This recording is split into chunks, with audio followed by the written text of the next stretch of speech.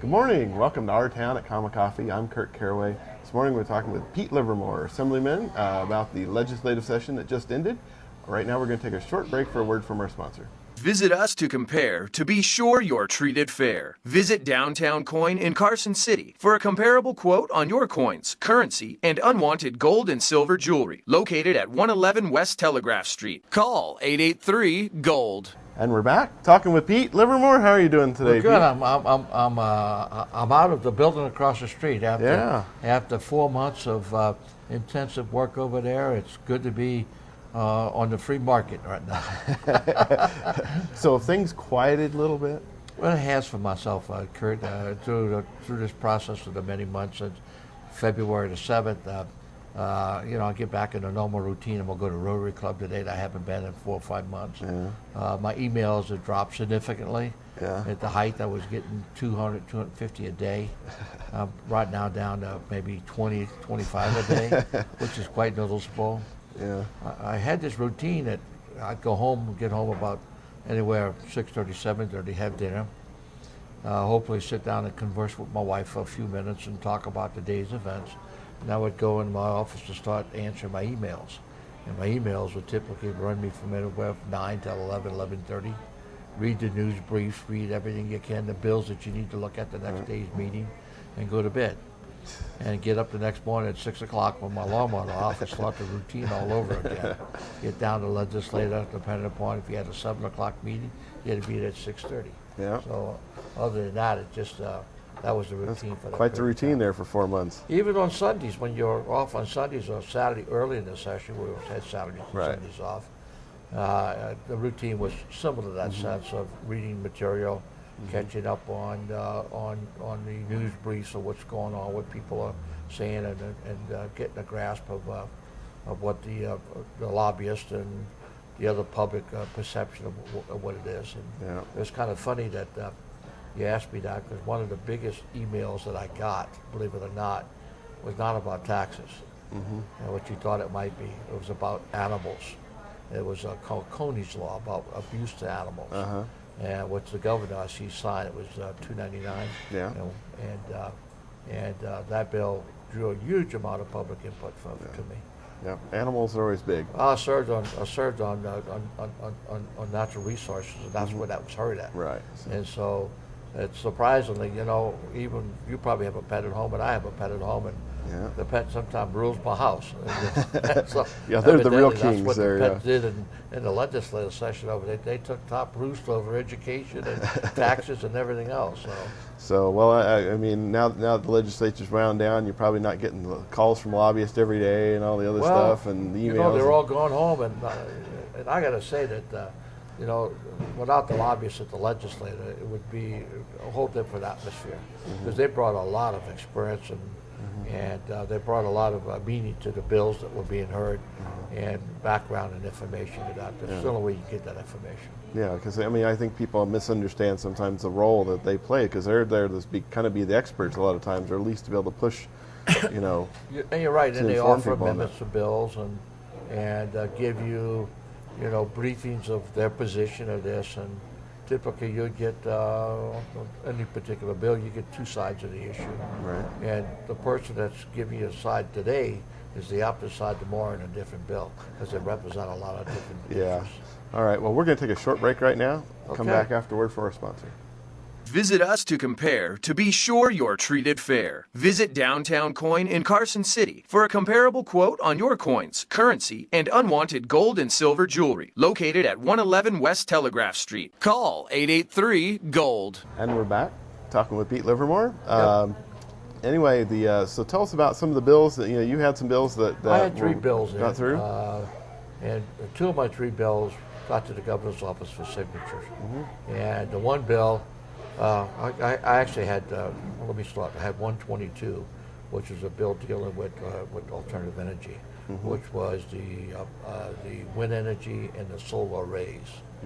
My bill eventually got out in the last couple of days of the session, but you got to take what you get on this thing. I got some amendments to the law that deals with the wind energy, especially the issue of finish on certain products to keep keep the reflection off, and I got an issue with location besides setback.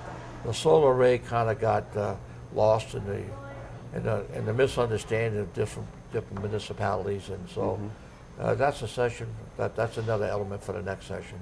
Then I had a bill dealing with the airport authority to change the governance to the airport authority, which was really reasonable and easy, and that went through really easy. And then, of course, the other bill I had was AB 263, which dealt with the Question 18 issue. Okay. And it had a good hearing in the government affairs, and there was a lot of discussion after that. Well, explain to people what that deals with. Question 18 was a deal of changing the city's charter that restricted the city's ability to charge corporate fees against the funding source. Okay. And what I mean by that is they were charging the city, still today, was charging for certain departments of the city against the funding. For example, the assessors, not the assessor, GSA office, when they made maps and things like that, and gave information on land, as far as the boundaries of land and things like that. The city charged those events against that account. Same with the human resources, because they hired people that worked on Question 18 funding. Right. The finance department, because they wrote checks. The district attorney's office, because they gave legal opinions. The recording secretary. It got up to some total of about $140,000 this last year, and I thought that was an appropriate use of that money, because that's not what the voters of Carson City voted for.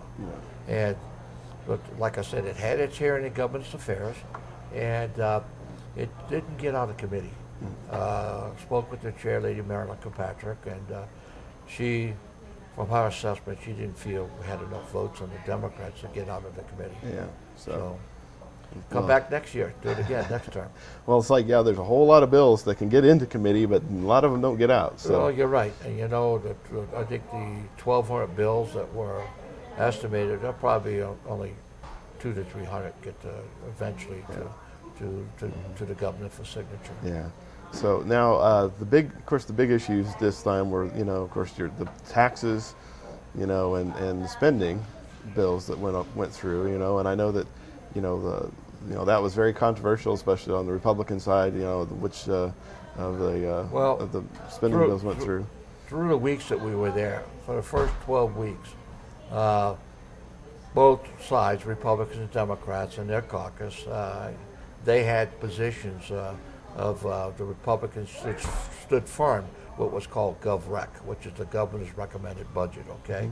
And they stood very firm with that. Okay, we'll take a break right now and come back after a word from our sponsor. Visit us to compare to be sure you're treated fair. Visit Downtown Coin in Carson City for a comparable quote on your coins, currency, and unwanted gold and silver jewelry. Located at 111 West Telegraph Street. Call 883-GOLD. And we're back? We're back. Pete, about when you talk about the governor's recommended... Well, the governor presented a balanced budget, and like it or not, his budget balanced with no new taxes, and also sunsetted the sunset taxes that were due to sunset at the end of June. And the Democrats continued to, from the Money Committee, inflate the budget, add programs, add this and add that back. And from that point came, from their thoughts and mine, of over $1 billion worth of new revenue that they needed to do. And part of that came from a large assortment of tax bills that was submitted through the process on taxation, which I served. I heard about 7 different tax bills.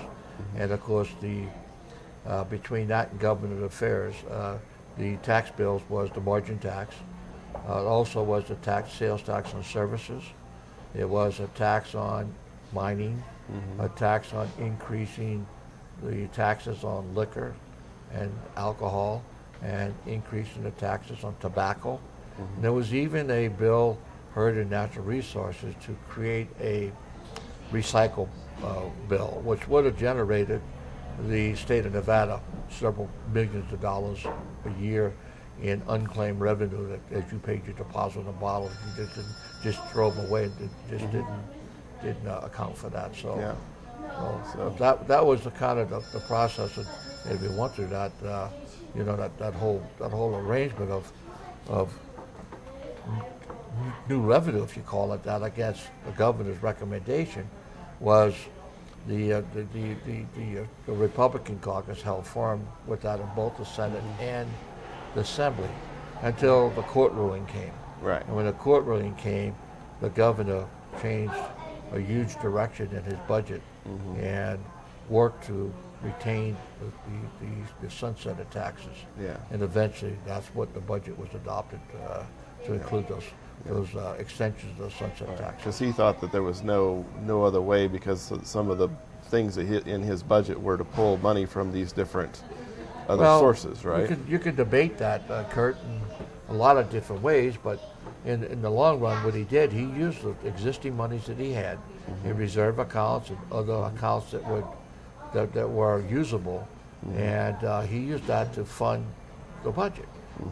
Which he originally thought that was the appropriate thing to do because of the economy, in order to restore the economy, to make sure that businesses, small businesses in a sense, weren't burdened with new costs, and he was more to the tune of creating jobs and creating an economy, and from that would have came the taxes that he believed, and I believe too, was the essence of where the revenue would have came from. So in the end, you didn't vote for the sunset for the. I did not vote to the governor's budget. No, okay. I voted. I was one of 6 Republicans in the Assembly, and there were about that many, I believe, in the Senate that voted against the governor's budget. Yes. All right. But you, I believe you voted for the education. I did, but let me say, one of the major issues I had in the sunset budget, okay, I had a lot of communication with my constituents regarding the motor vehicle cost that would have been due to sunset on June the 30th. I had several people come to me and showed me their bills for DMV bills, $700-800 to register a vehicle, which they believed and I believe was excessive. And I was prepared to see that sunset, and that didn't. And that was one of the major elements why I voted against the taxes. Okay. Visit us to compare to be sure you're treated fair. Visit Downtown Coin in Carson City for a comparable quote on your coins, currency, and unwanted gold and silver jewelry. Located at 111 West Telegraph Street. Call 883-GOLD.